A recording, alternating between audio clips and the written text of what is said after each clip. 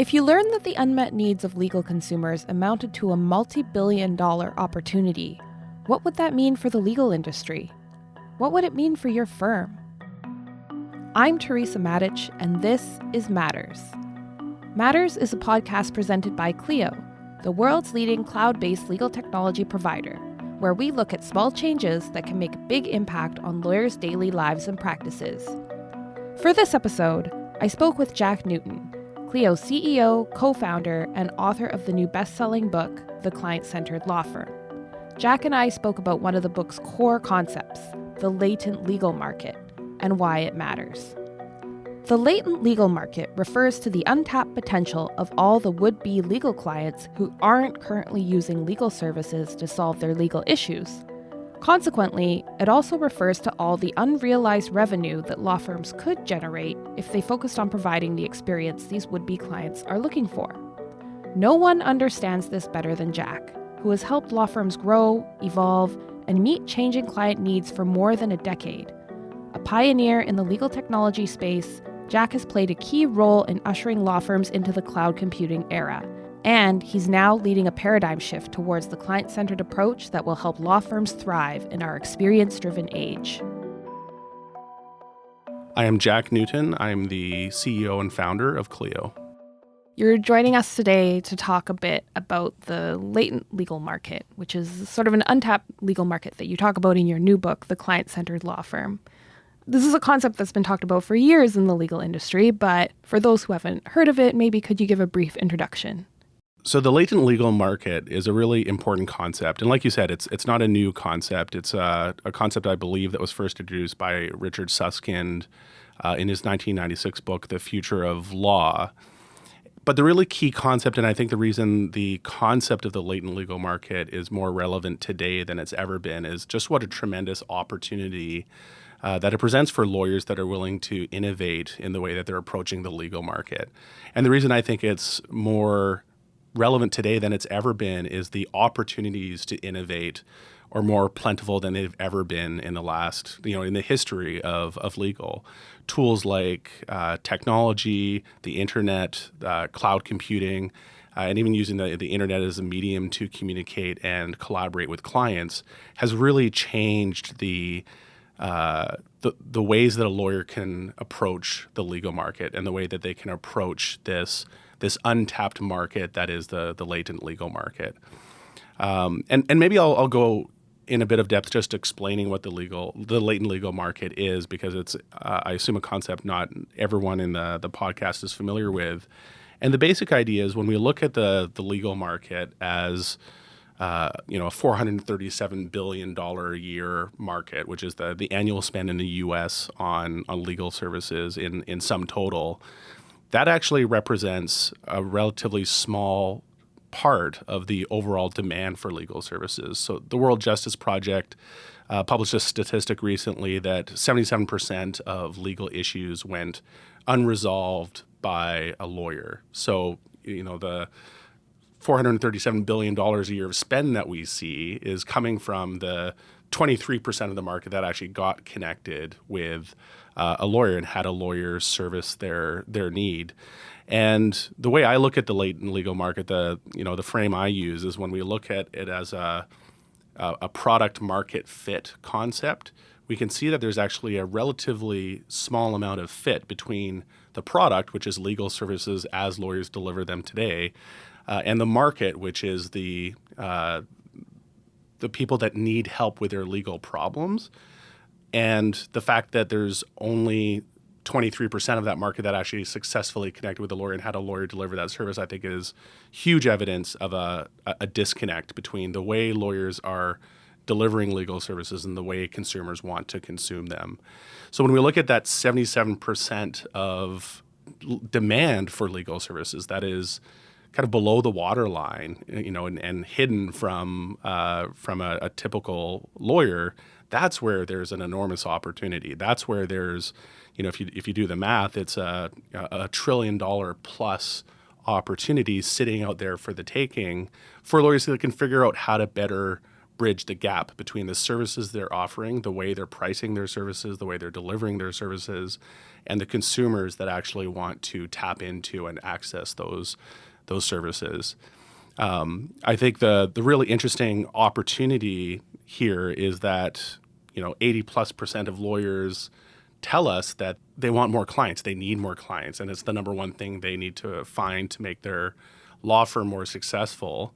So when you look at that disconnect between supply and demand on the legal services market, when you see so many lawyers saying, I need more clients, and then you see 77% of the demand side of the market saying, essentially, we need more legal services and need to access them more easily, that is just an unbelievable opportunity that's sitting out there for the taking, for the lawyers that are willing to innovate and willing to think about new ways of delivering their legal services. I think it's interesting that you talk about this as a market because, as you've also brought up before, some other people in the legal industry talk about this as a gap. And as you've said, Starbucks never looked at the market and saw an access to coffee gap. So is that a problem of perception in the industry holding people back? Yeah, I think the access to justice gap is, in my mind, an interesting turn of phrase that you hear, used in legal circles. And I think the dangerous part about referring to the access to justice gap is I hear often the access to justice gap referred to as some kind of externality that somebody else needs to solve, like the bar associations or the law societies or some initiative that has funding from public dollars needs to solve the access to justice gap.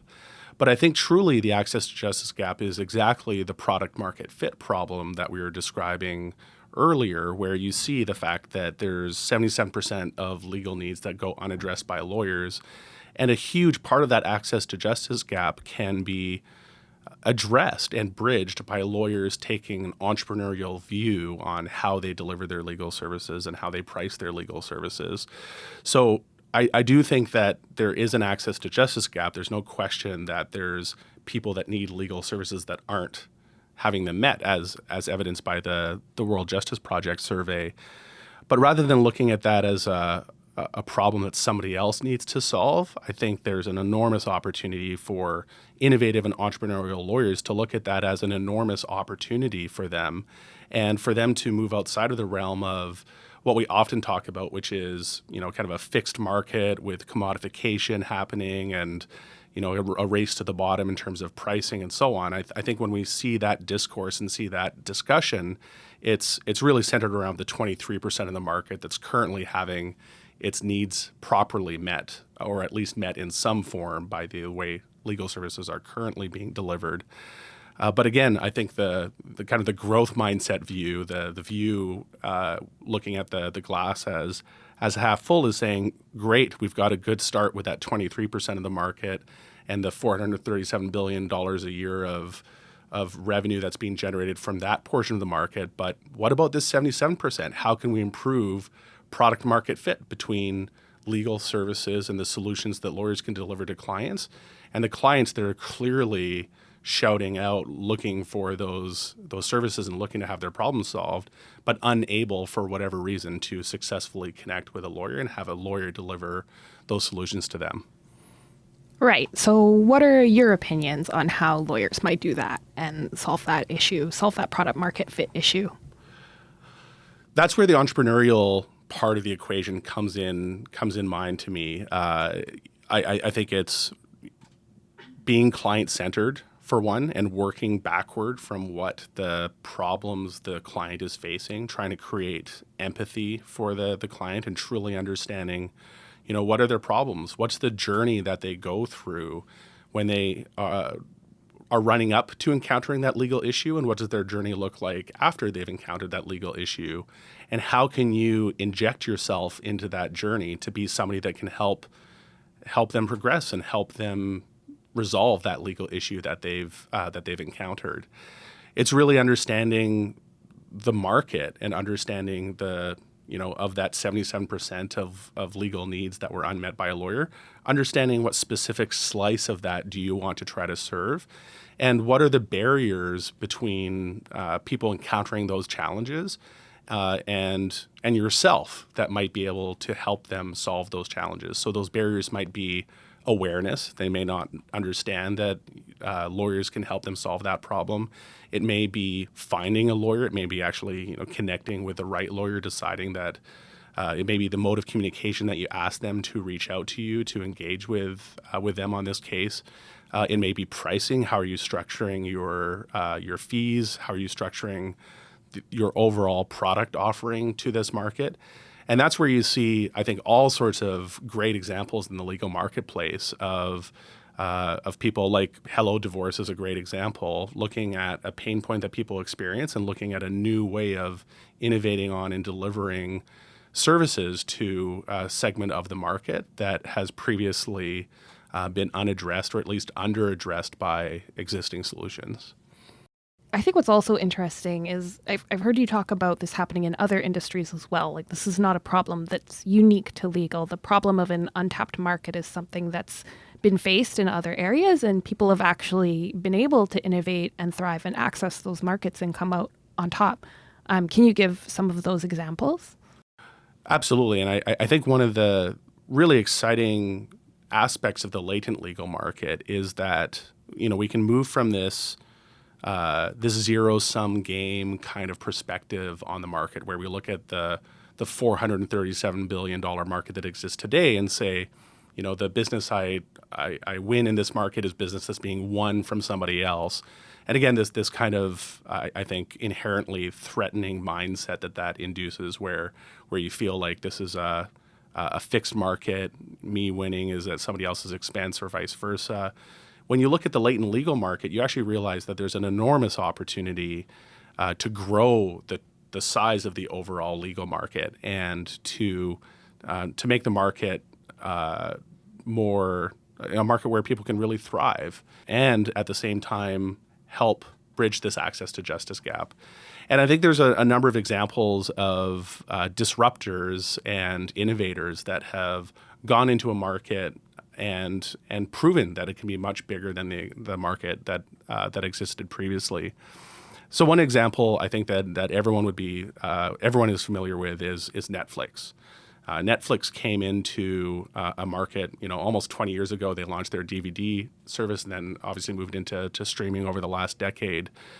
But they were obviously disrupting a competitor in the form of Blockbuster. And you hear this analogy all the time in legal circles that, do you want to be Blockbuster? You want to be Netflix? But that's actually not the point I'm making. The point I'm making is actually one that's more interesting, which is Netflix has grown their revenues to be larger than Blockbuster's ever were, and to be a significant multiple of Blockbuster's revenues at the peak of their existence. So part of the story is, yes, Netflix helped put Blockbuster out of business. I think Blockbuster helped put itself out of business for a variety of reasons as well. But the important takeaway from that example is actually that Netflix, because it brought an innovative approach to a market, was able to make the market of people consuming videos and TV a much bigger market than Blockbuster was ever able to. And I think that's the analogy that really should get legal professionals excited about the opportunity in legal, is that if you're able to bring some of these innovative approaches to legal service delivery to the market, you're not just trying to win from the existing market. You can tap into completely new parts of the market in the same way that Netflix has tapped into an audience that is much broader and much deeper than the market that Blockbuster was ever able to reach. And there's some other instructive examples of this. We look at Airbnb, for example, as a player that was able to successfully make home rentals more accessible than they've ever been. But this hasn't been at the expense of hotels. What this has actually done is increased travel worldwide overall. It's made travel more accessible to more people, and there's more people traveling than there's ever been in history. So this has actually got a great side effect on the traditional hotel industry, because they're busier and more successful than they've ever been. We've seen some very traditional industries like print publications pivot successfully to digital worlds. We've also seen the landscape littered with the carcasses of many industries or many publishers that have not been able to successfully transition to the digital age. But we do have great examples like the Atlantic and the New York Times that have been able to very successfully pivot to a digital world and have revenues that are now exceeding the revenues that they had at the peak of their print publications. So I do think that the opportunity for those that want to innovate and want to pivot aggressively to this new way of innovating, this new way of looking at the market through an entrepreneurial lens, and a new way of leveraging technology to deliver legal services in innovative new ways, can tap into an enormous market that has historically remained untouched by lawyers and the broader legal services industry.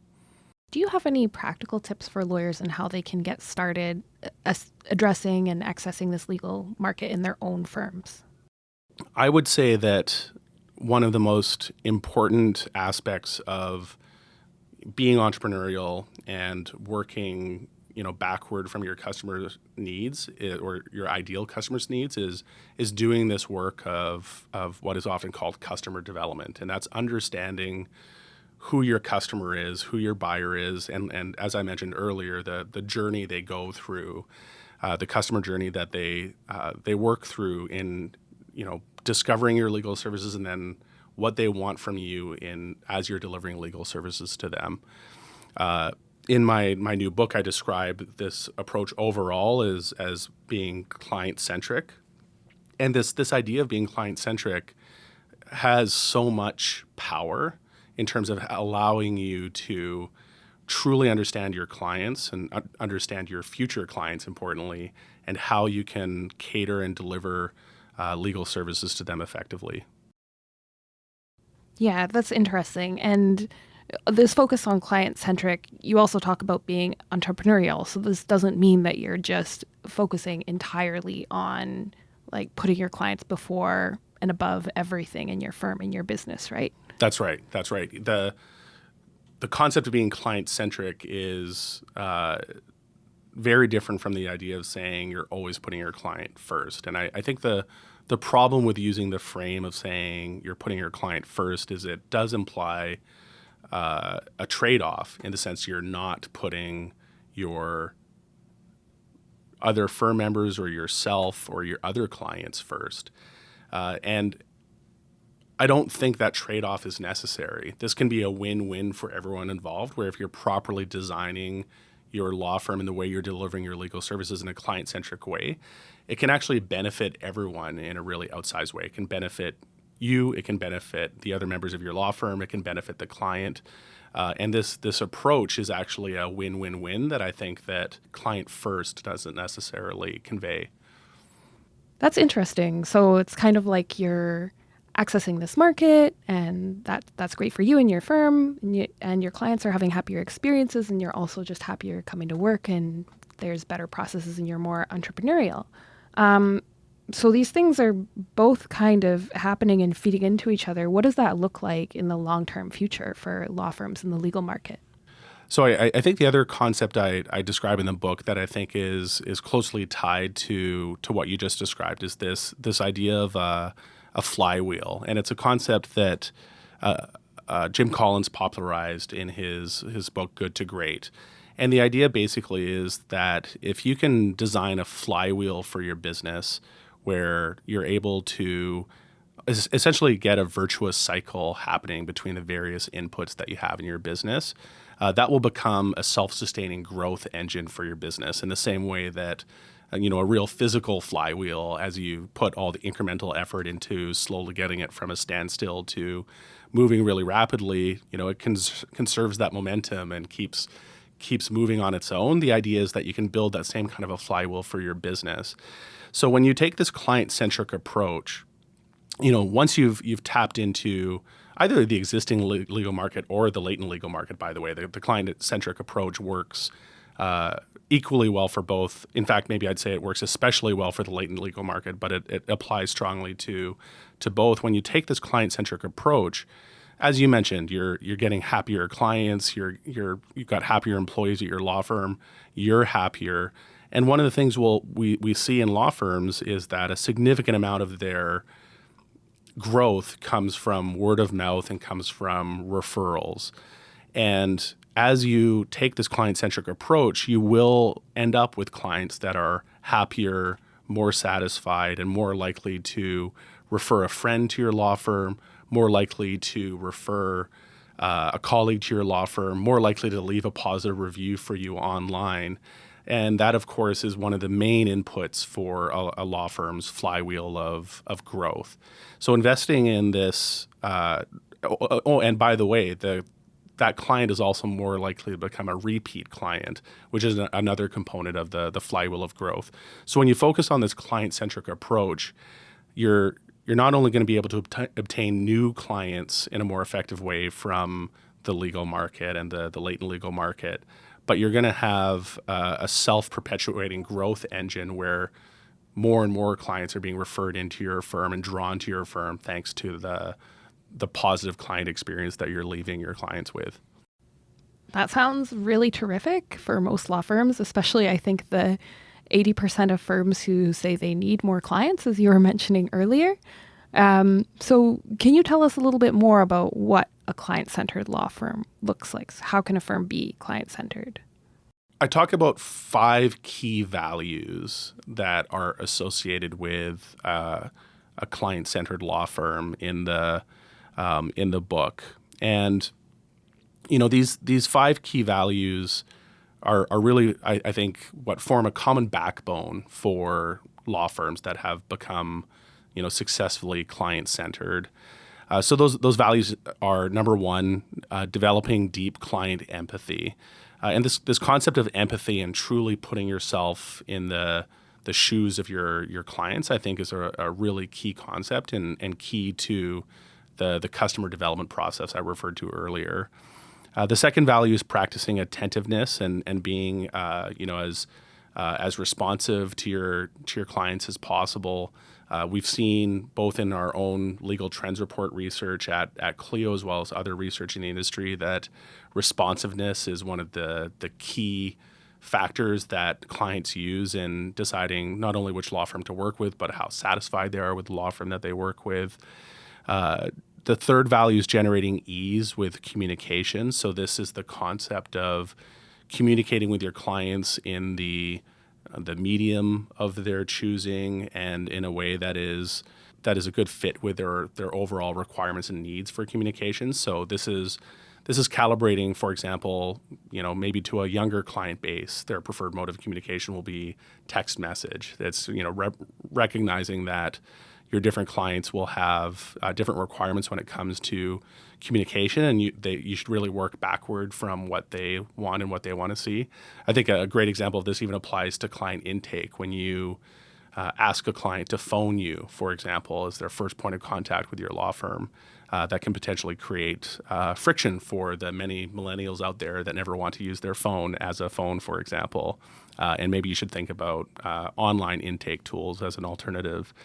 The fourth value is demanding effortless experiences. And this concept of effortless experiences is really a central concept that I explore quite extensively in the book. But the key takeaway is that the more effortless you are to work with, the more likely somebody is, number 1, to stay loyal to you and to recommend you to others and to have a positive overall experience. So designing an effortless client experience, looking at your client journey, your customer journey, and all of the touch points they have with your firm, and then thinking about how can you design everything around the interaction model with your law firm to be more effortless. And technology can obviously be a big part of that. The fifth and final value is creating clients for life. The idea that if you invest in delivering your services in a client-centered way, you will end up with clients that are loyal, that will come back to you for long-term services. And again, it sounds like a common sense idea, but this idea that you should be staying in touch with your clients and staying close to them as they go through either their personal journey or their professional journey, and having a better understanding of how you can, be helpful to them over that full life cycle, I think is an enormous opportunity that is under-leveraged by most lawyers. So it's the idea that you stay in touch, stay close to them, understand how you can continue to help them. So those are the 5 key values or tenets associated with a client-centric law firm, and one that any law firm can easily put to work in a daily basis and start to reap the rewards of becoming more client-centric. Yeah, and they're very powerfully framed, but I would agree with you in that they do sound like common sense and very straightforward. What do you think is the biggest barrier for law firms today who haven't adopted this approach and who aren't accessing this latent legal market? Like, what's holding them back?